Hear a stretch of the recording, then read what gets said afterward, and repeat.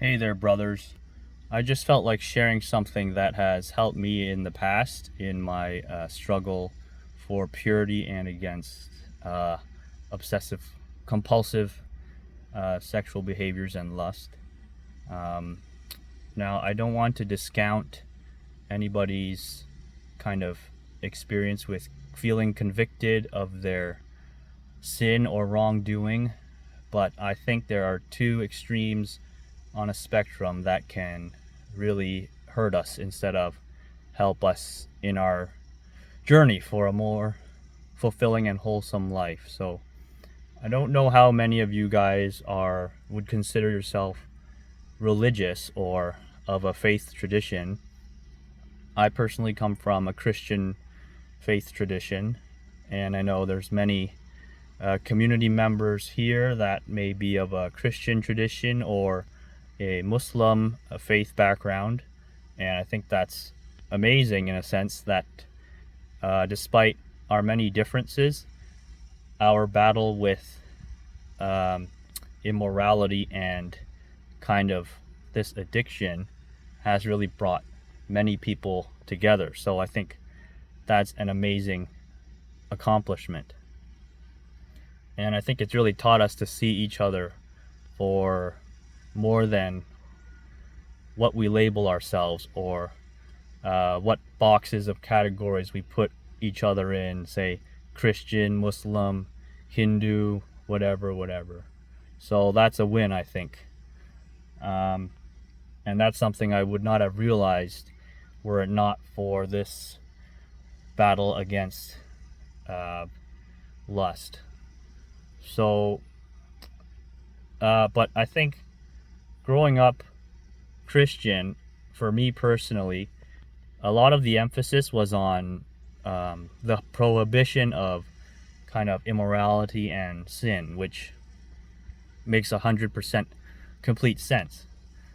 It was very prohibitive in that it was about like, don't do this, don't look at this, don't think this, or else, you know, because God doesn't like it. And at the most basic level, I think that's true. I don't think that's the full picture, and that's where the harm comes from it. Now, I don't know if some of my Muslim brothers here may be able to relate. I would suspect that they would be. Um, a tradition of prohibition and saying don't think lustful thoughts or don't look at this. But to me, I realized over several years that that is only one side of the coin, and if I only live by that one side of the coin, it doesn't help me get free of compulsive behaviors. It doesn't help me to drive straight down a road, as a parallel example, if I just keep thinking about, say, like, don't fall into the ditch, don't crash into the ditch, don't drive off to the side. If all my attention is on, like, driving off of the road instead of staying straight on the road and aiming straight towards something, I'm just going to be zigzagging along the road from one ditch to the other, and that is not going to help me drive the straight and narrow. So that's one side of it, is that I think we need to focus on something better and aim towards something that is ahead of us instead of avoidance, instead of avoiding the ditch of pornography or masturbation or lustful thinking. That's all that's all in the ditch, and we need to be aware of the ditch, but I don't think we need to orient ourselves towards the ditch. And for most of my life, I think I've been orienting myself to the crap that's in the ditch, saying like, oh, it's been X number of days since I've fallen into the ditch, into the crap. And oh, it's been like X number of months that I haven't looked at something. And even though it may be true that, yes, I didn't look at something or think something for X number of days, that's not really a fulfilling way to live. You're not enjoying, like, going back to that same analogy, you're not enjoying the car ride or the journey if you're just looking out for, oh, I'm avoiding the side of the road and I'm trying not to drive into the ditch. Rather, I need to be looking ahead and being like, okay, where is my journey headed? Like, where is my destination? And that will give me motivation to keep on going. So I know for a few other Christian brothers that this seems to be the case, that they grew up with this kind of mindset. And let me know if you're like a Muslim brother on here or of some other faith tradition. Let me know if that's been the similar case for you. And so how to combat this? So well, in one sense, a way is just to let go, like to let go of all your failings and shortcomings. And one thing that helped me understand this was, say, like, so I live near the waterfront, right? Like I live near the lake, and I'm actually sitting by the lake in a parking lot. It's a Sunday morning and it's not too busy, but it's pretty nice. The lake's just back there. And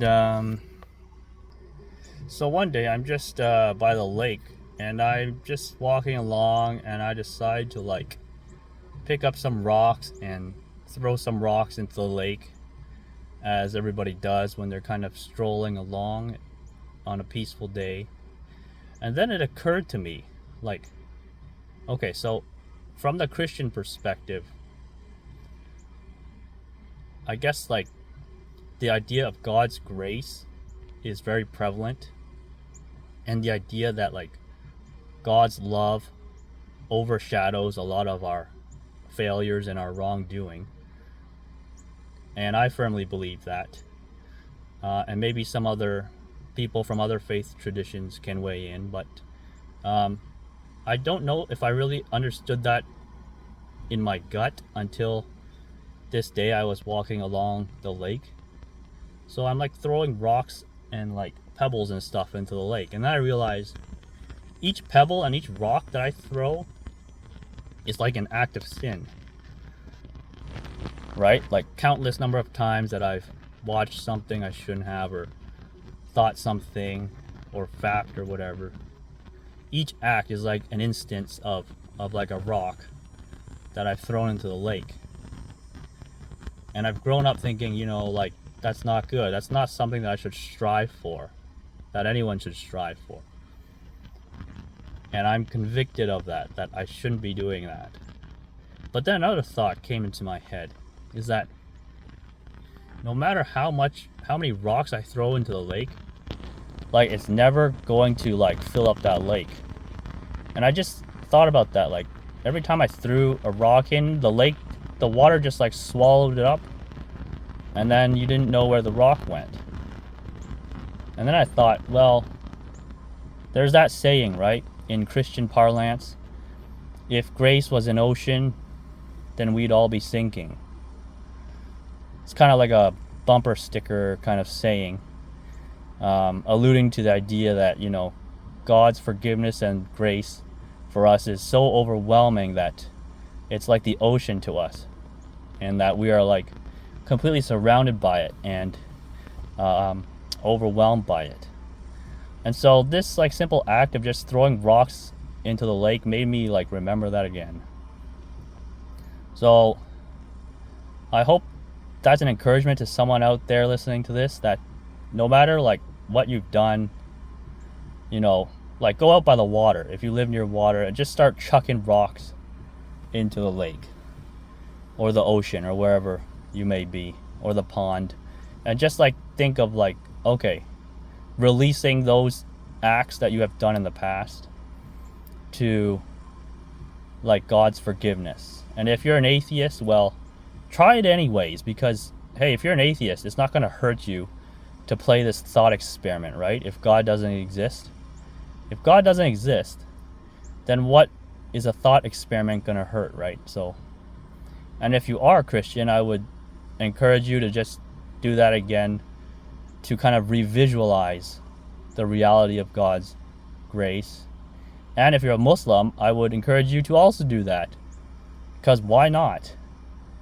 It's not going to hurt you. Like, substitute Allah for Jesus' love. Now, ideally, I would hope that you would find your way to Jesus, who is greater than Allah.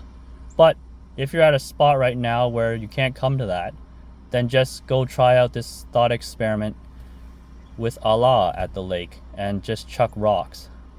So that's kind of my little ramble. Just go chuck rocks and kind of picture that there is forgiveness available. And I think if we are willing to release what is holding us back, just like we release the rocks when we throw them in the air, then they can be swallowed up by something greater than ourselves, which I firmly believe is God's forgiveness.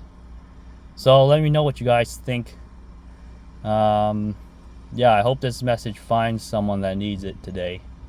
So God bless and take care, brothers. Do not give up the fight.